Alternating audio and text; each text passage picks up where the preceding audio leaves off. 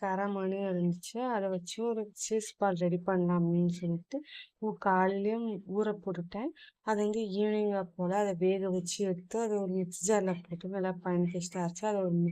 பவுல்ல மாத்திக்கிட்டு 2 வெங்காயம், ஒரு பச்சை மிளகா, டேஸ்ட்டுக்கு கொஞ்சமா சால்ட்டையும் ஆட் பண்ணிட்டு, அதுக்கு ஒரு சில்லி பவுடரையும் ஆட் பண்ணி நல்லா மிக்ஸ் பண்ணிட்டு, இந்த கலவை கூட 2 ஸ்பூன் கடல மாவு, 1 ஸ்பூன் அரிசி மாவு,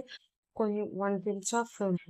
பேக்கிங் சோடாவையும் ஆட் பண்ணிட்டு நல்லா மாவு பதத்துக்கு பிசைஞ்சு குட்டி குட்டி பால்ஸாக ரெடி பண்ணிட்டு அது கூட ஸ்டஃபிங்ஸ்க்கு சீஸ் க்யூப்ஸ் வந்து அதில் வச்சு நல்லா ஸ்டஃப் பண்ணிட்டு அதை பிரெட் கிரம்ஸில் வந்து புட் ஆகிட்டு எடுத்து ஒரு ஓரமாக வச்சுட்டு கடாய் ஹீட் ஆனது எண்ணெய் ஊற்றி எண்ணெய் சூடானது ரெடி பண்ண பால்ஸை அதோட போட்டு நல்லா பொன்னிறமாக பொரிச்சு எடுத்து வச்சு சாப்பிட்டு செம்ம டேஸ்டியாக இருந்துச்சு இந்த டிஷ்ஷு.